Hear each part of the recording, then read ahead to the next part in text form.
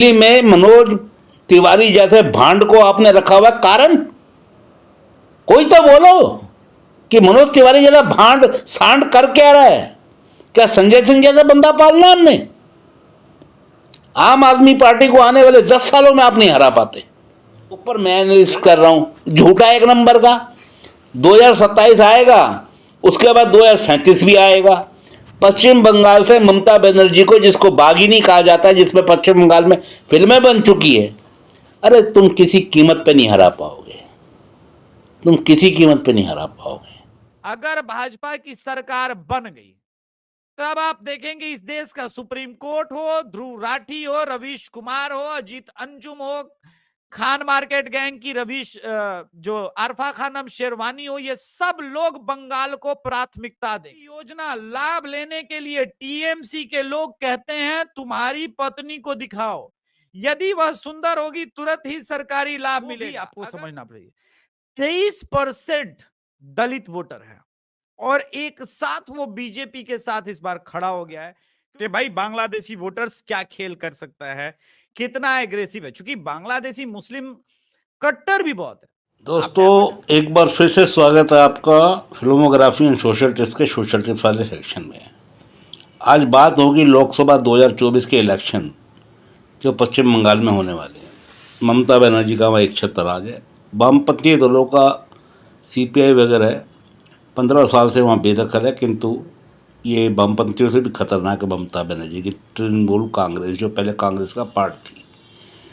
15 साल से एक छत्र राज चल रहा है ममता बनर्जी का। उससे पहले 10-15 साल राज क्या नाम है वामपंथी दलों का। और नंगा नाच तो वहाँ 35 साल से हो रहा है, बल्कि आज़ादी के वक्त भी नंगे नाच हुए थे वहाँ पे। अब ये अभिषेक तिवारी हैं, थोड़े घमंडी हैं, थोड़े झूठे हैं, थोड़े हरामी टाइप के हैं, लेकिन सनातनी हैं। इस तरह के सनातनी चैनल चलाने वाले भी खतरनाक कभी कभी हो जाते हैं। बकवास करते हैं, झूठ बोलते हैं, प्रेडिक्शन भी इनके कई बार गलत होते हैं, मगर ये मानते नहीं। ये अपने ही अहंकार में जीते हैं, अपने ही गुस्से में जीते हैं। ऐसा नहीं होना चाहिए। जैसे मैं हूँ कि गलती हो जाए मैं मुर्गा बनने को भी तैयार हूँ, मैं हाथ जोड़ के माफ़ी मांगने को भी तैयार हूँ। बड़े बड़े दावे नहीं करता, जो दावे मैं कर रहा हूँ वो मैं मानता हूँ। अपने 1000 सब्सक्राइबर होने पर मैं हर सब्सक्राइबर को 365 वीडियो पे 365 कमेंट करने के 1 साल बाद मैं उनको 5000 रुपये का बेनिफिट दूंगा। इंश्योरेंस के रूप में दूंगा, वोचर के रूप में दूंगा, या किसी ऐप को ख़रीदने की पेमेंट करूंगा, या कुछ भी करूंगा, सामान खरीदूंगा या कोई गिफ्ट दूंगा। कैश नहीं दूंगा, ये मेरा वादा है। ये वीडियो पे है, ऑन वीडियो। नहीं तो फिर मैं मानूंगा कि मैं अपने बाप की औलाद ही नहीं हूँ। इस बात का बड़ा दावा कर रहा हूँ मैं। वो होंगे दुनिया में केजरीवाल जैसे, अरविंद केजरीवाल जैसे वादे करने वाले, मैं उनमें से नहीं हूँ। मैं हाथ जोड़ता हूँ, निवेदन करता हूँ चैनल को सब्सक्राइब करें। 1K करें पहले, उसके बाद 10K 1 लाख, वो बाद की बात है। दोस्तों, अभिषेक तिवारी की वीडियो अगर देखें या सुने तो इनका अहंकार इतना खतरनाक है, जो बीजेपी का भी अहंकार इतना खतरनाक नहीं है। बीजेपी एक हिंदू राष्ट्र बनाने की चेष्टा कर रही है, ये इसकी बहुत बड़ी झूठ है। 35 करोड़ मुसलमानों के होते हुए हिंदू राष्ट्र बन सकता है? कभी नहीं बन सकता। अखंड भारत बन सकता है? कभी नहीं बन सकता। क्यों नहीं मानते इस बात को? ये कड़वा सच है, इसे निकलने में दिक्कत होती है। अरविंद केजरीवाल को आप पंजाब और दिल्ली से आने वाले 10 सालों में विधानसभा इलेक्शनों में नहीं हरा पाओगे। इस बात को नोट कर लो, लिख लो डायरी में, और मेरी वीडियो को सेव कर लो। पश्चिम बंगाल से ममता बनर्जी को 2027 में आप मुख्यमंत्री बनने से किसी कीमत पर नहीं रोक पाओगे, क्योंकि बीजेपी पश्चिम बंगाल में, बिहार में नपुंसक पार्टी है। इसके हाथ से हिमाचल गया, कर्नाटक गया, इसके हाथ से तेलंगाना गया, पंजाब गया। 4 राज्य मोटे मोटे मैं बता रहा हूँ आपको। हिमाचल का जाना तो बहुत ही अचरज की बात है, क्योंकि वहाँ इनका शासन था, मगर इनका भ्रष्टाचारी मुख्यमंत्री था, ये बदल नहीं पाए वक्त पे। कर्नाटक जैसी आईटी सेक्टर में सबसे ज़्यादा तरक्की भारत ने की है। आईटी सेक्टर में बंगलोर जैसा सिटी जो हब है, शुरू से हम स्कूल में पढ़ते थे, जबकि बात बता रहा हूँ आज से 40 साल पहले भी। और उसके बावजूद भी बीजेपी अपने कार्यकर्ताओं को, अपने मुख्यमंत्रियों को ये नहीं दे पाई भरोसा कि वो मेहनत करेगी। कर्नाटक गया, तेलंगाना में सरकार थी किसी और की, केसीआर की, और उसके बाद वहाँ कांग्रेस ने अपनी जगह बना ली, मगर बीजेपी अपनी जगह नहीं बना पाई, बहुत बुरी तरह हारी। हाँ, पश्चिम बंगाल में 3 सीटें थी विधानसभा की, 77 सीटें आ गई 2021 में, वो मैं मानता हूँ, मगर नंगा नाच, बलात्कार, रेप, शोषण कितना हुआ। अब उस दलित वर्ग की याद आ रही है, 23% की शोषित वर्ग की, आपको आदिवासियों की याद आ रही है। अत्याचार जब हद से बढ़ेगा तभी आप कृष्ण की तरफ अवतार लोगे। अभिषेक तिवारी, जाके मुंह धोकर आओ गंदे नाले में, मैं थू करता हूं तुम पर। बीजेपी की आलोचना करने का गुर्दा रखो अपने अंदर। कर्नाटक हारी है कांग्रेस से, हिमाचल हारी है कांग्रेस से, तेलंगाना हारी है कांग्रेस से। तुम कहते हो तमिलनाडु केरल में जगह बनाएगी, और पश्चिम बंगाल का क्या आप वो स्वामी रंगनाथन का क्या आप वो बता रहे हो, डाटा बता रहे हो, हैं? वो भी बेवकूफ़ है। 42 लोकसभा सीटों में से 24 लोकसभा की सीटें आ जाएंगी तो बीजेपी का राज हो जाएगा। एमपी 24 हो जाएंगे तो वो बोलना सीख जाएंगे। शुभेंदु अधिकारी जिस पर इतना इतरा रहे हो तुम, वो भी टीएमसी का ही तोड़ा हुआ है।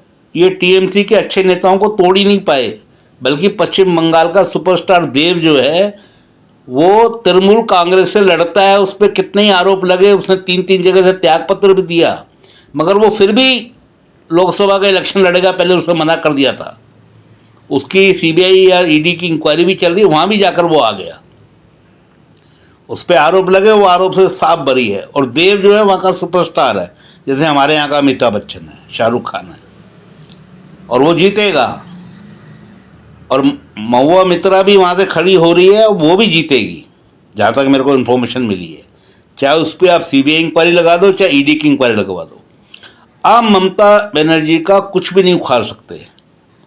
सूती साड़ी, चप्पल, व्हीलचेयर या कुछ भी वो करेगी, उसी में वो जीत जाएगी। तुम उस लेवल तक नहीं उतर पाए, तुम्हारी बेवकूफ़ी है।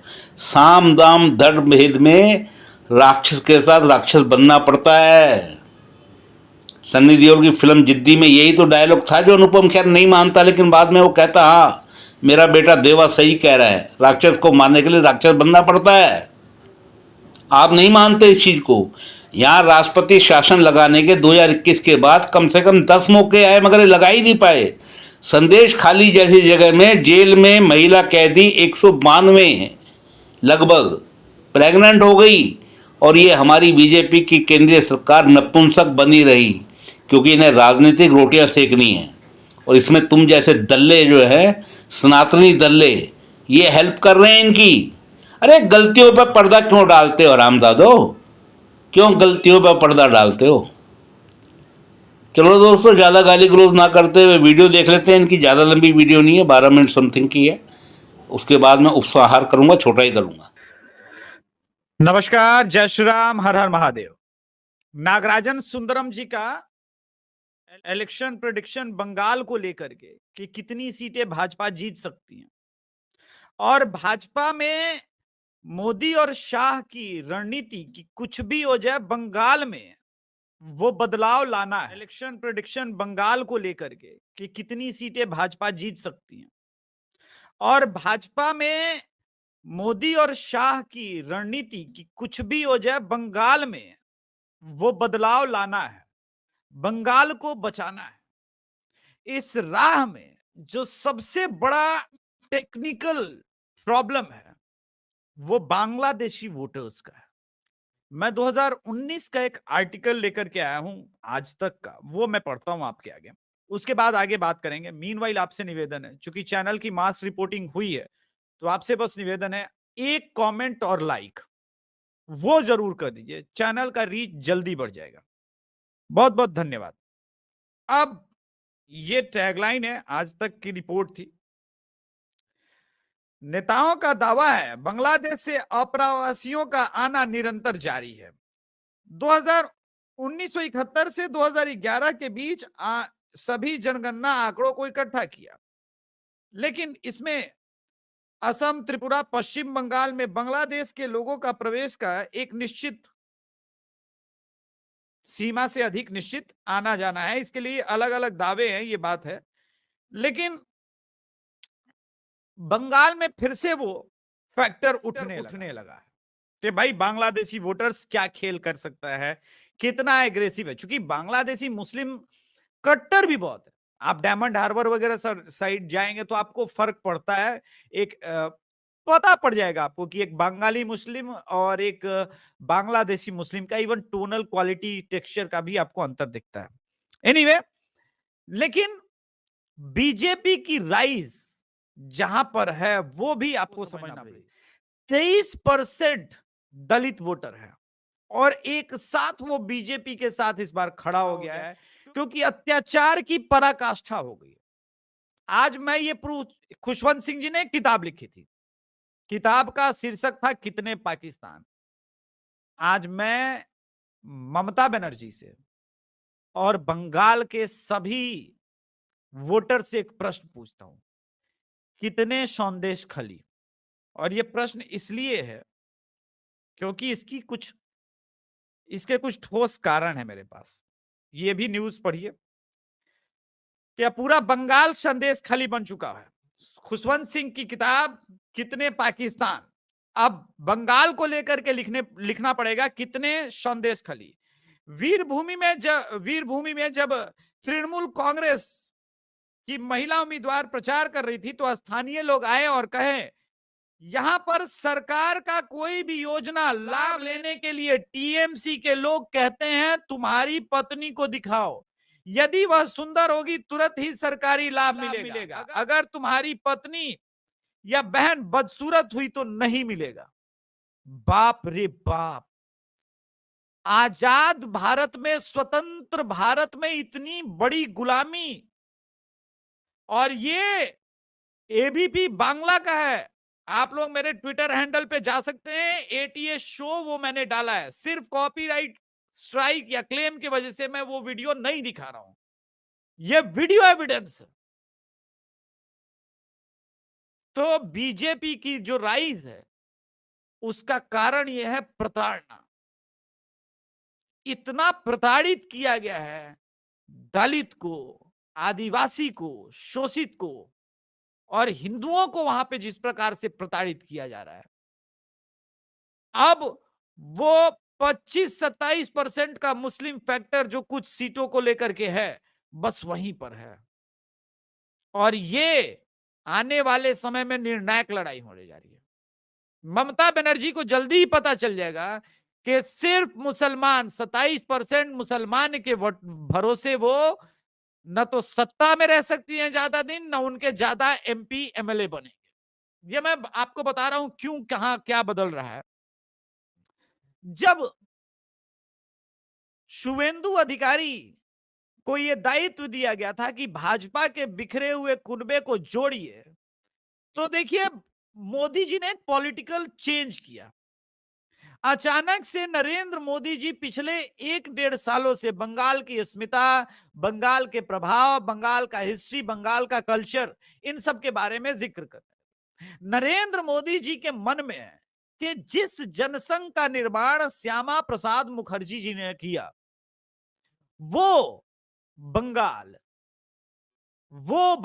में बीजेपी इतनी बुरी हालत में है।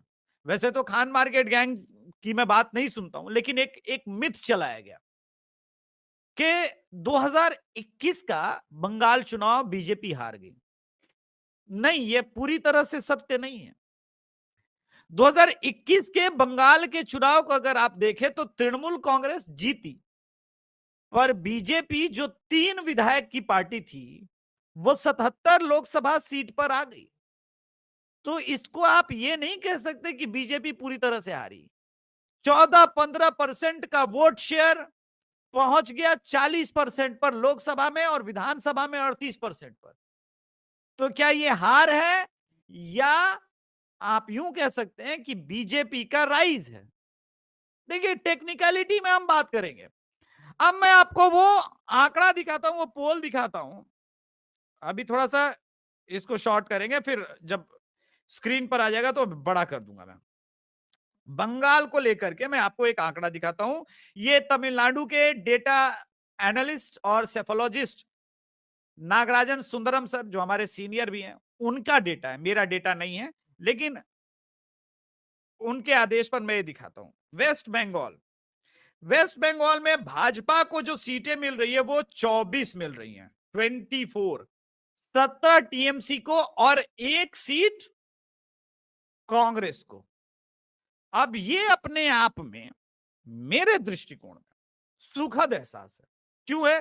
क्योंकि भाई बीजेपी अब उस स्ट्रगल पीरियड से बाहर निकल रही है। बीजेपी जो 2019 में नहीं कर पाई, जो 2021 में नहीं कर पाई, वो 2024 में तीसरे अटेम्प्ट में कर रही है। और इसी वजह से ममता बनर्जी बहुत परेशान है, क्योंकि ममता बनर्जी को पता है कि एक बार सत्ता से दूर तृणमूल कांग्रेस चली गई तो वो जो कहती है ना खेला हो बे, असली खेला वहां शुरू हो जाएगा। बंगाल का समीकरण कुछ ऐसा है, एक बार जो सत्ता से बाहर वो बाहर, और उसके बाद उसके साथ वही होता है जो लेफ्ट के साथ टीएमसी ने किया या टीएमसी के कार्यकर्ता जो बीजेपी के साथ कर रहे हैं। बंगाल का ये इतिहास है, इस इतिहास को समझना पड़ेगा। और आप बंगाल में, आज तक बंगाल की हिंसा पर बात नहीं होती, इंतजार कर लीजिए 2027 का। अगर भाजपा की सरकार बन गई तब आप देखेंगे इस देश का सुप्रीम कोर्ट हो, ध्रुव राठी हो, रवीश कुमार हो, अजीत अंजुम हो, खान मार्केट गैंग की जो अरफा खानम शेरवानी हो, ये सब लोग बंगाल को प्राथमिकता देंगे।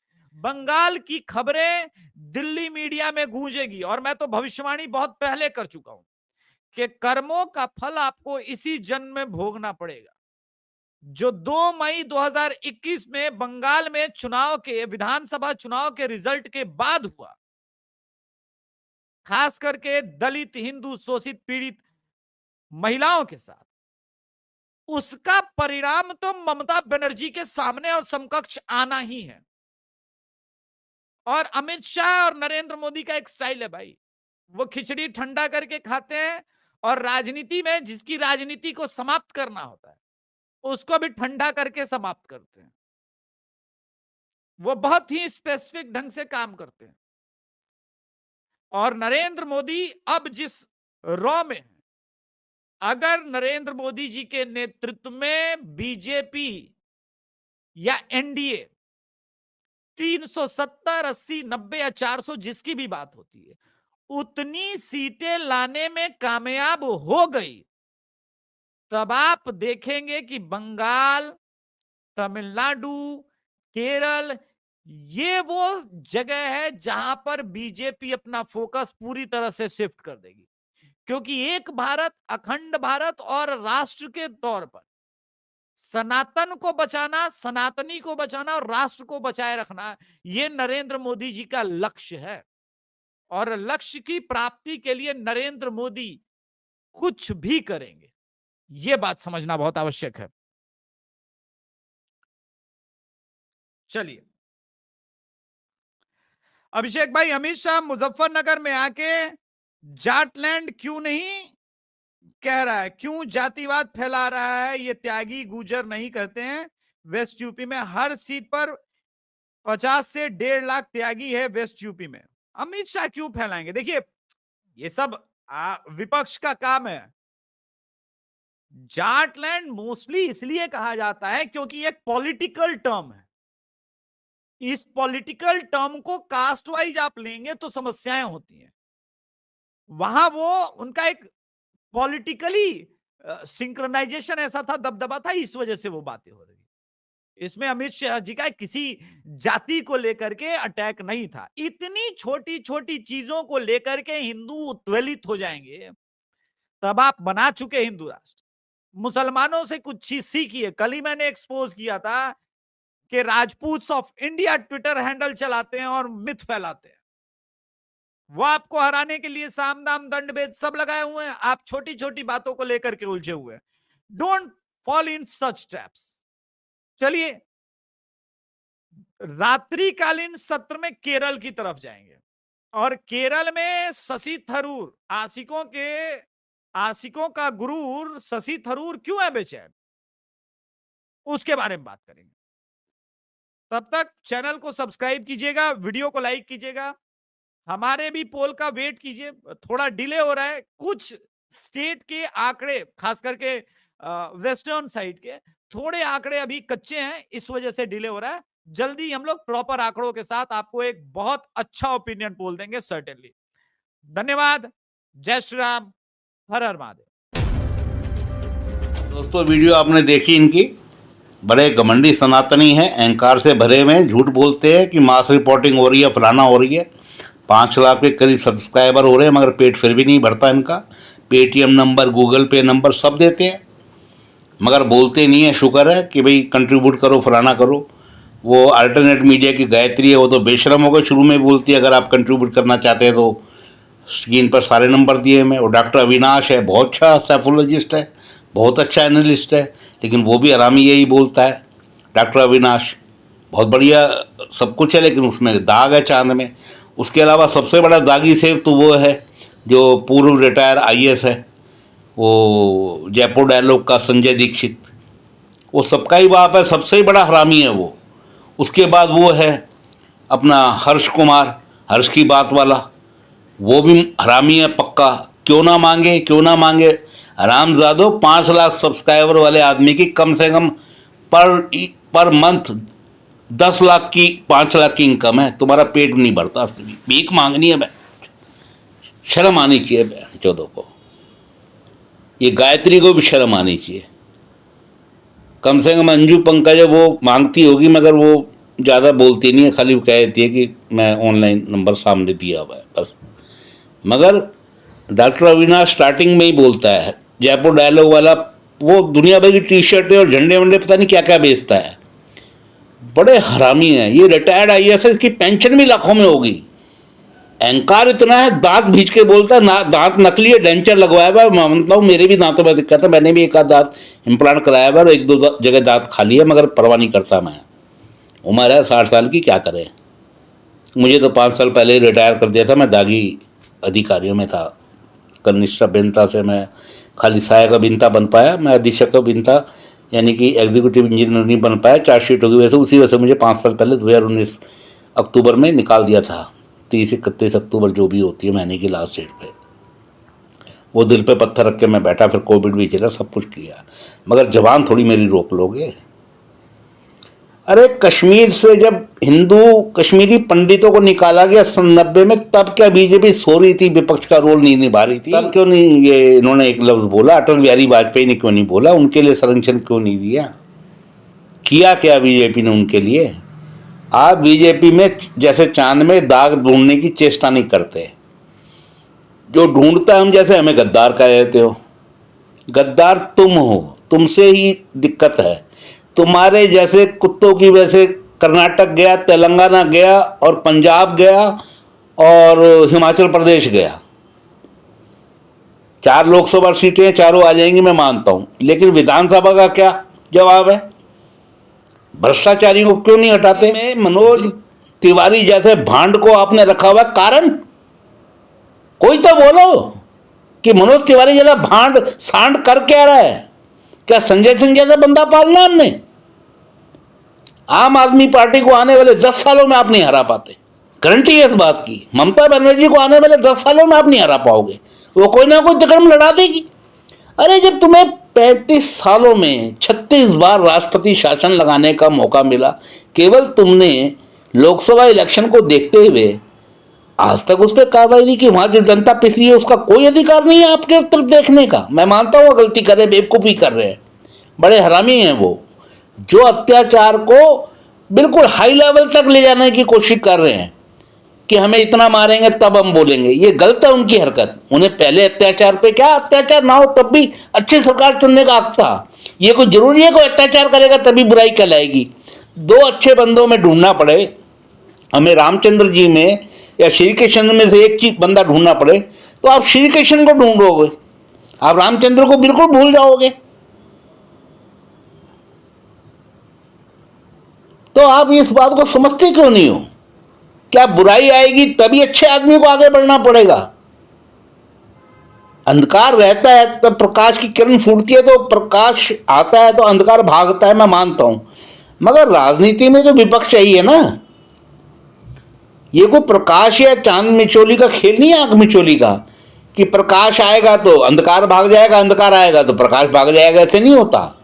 अंधकार जब आता है तो हम मोमबत्ती जलाते हैं ना, कि विश्वास की लालटेन जलाते थे हमारे टाइम में।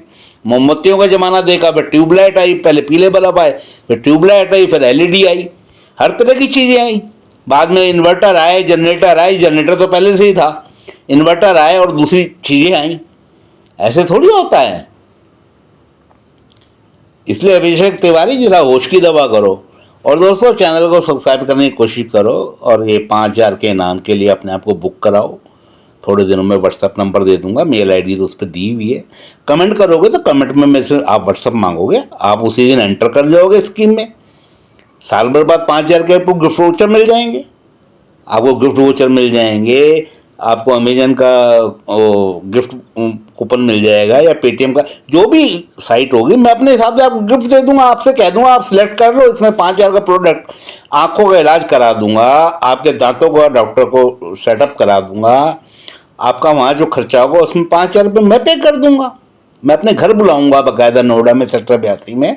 उसके बाद आपको जेन्युइनली मैं लेके जाऊंगा, आपकी मैं वीडियो बना लूंगा ताकि आप कल को झूठ ना बोल सको। वो वीडियो मैं यूट्यूब पे अपलोड कर दूंगा आपकी इजाज़त से। कोई दिक्कत? आपको कोई चीज़ पसंद आ गई अमेजन पे 5,000 रुपये की, और आपने मेरे 365 वीडियो पे 365 कमेंट कर दिए, आप मेरे को लिंक भेज दो, मैं आपके घर उसे डिलीवर करा दूंगा। और आप क्या चाहते हो एक आदमी से? सारे केजरीवाल थोड़ी होते हैं, दीपक कुमार देतवाल भी होते हैं ना। मेरी अपनी स्कीम है, क्या दिक्कत है? 1,000 सब्सक्राइबर होते क्या, कोई मेरी इनकम थोड़ी शुरू हो जाएगी। पेंशनर हूँ, पेंशन भी मेरी आधी हुई चार्जशीट हुई है, मगर मैं गुजारा कर लूंगा इन्वेस्टमेंट के पॉइंट ऑफ व्यू से, कोई दिक्कत नहीं है। अरे जब गुड़ डालूंगा तभी तो कुछ मीठा आएगा ना, जेब से डालूंगा गुड़ तभी तो मीठापन आएगा। फ्री का गुड़ तो कोई भी डाल देगा। जैसे अभिषेक तिवारी बोल रहा है कि मेरी मास रिपोर्टिंग हो रही है, फलाना हो रही है, एक कमेंट कर दो एक बार। अरे हरामजादे, मांगनी तूने भीख की है, भीख ही मांगेगा।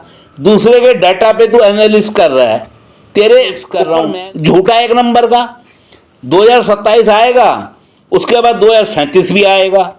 पश्चिम बंगाल से ममता बनर्जी को, जिसको बागिनी कहा जाता है, जिसमें पश्चिम बंगाल में फिल्में बन चुकी है, अरे तुम किसी कीमत पे नहीं हरा पाओगे, तुम किसी कीमत पे नहीं हरा पाओगे। टीएमसी के अधिकारी ही तो, नेता ही तोड़े में तुमने, शुभेंदु अधिकारी पे उछल रहे हो ना। तमिलनाडु में ये हो जाएगा, केरल में हो जाएगा, 42 में से हमारी 24 लोकसभा सीटें आ जाएंगी, हम 2027 में तूफान मचा देंगे। अरे मचा दोगे तूफान, मैं मानता हूँ, मगर वक्त आएगा तो देखेंगे। मैं जो कह रहा हूँ वो आप नोट कर लो।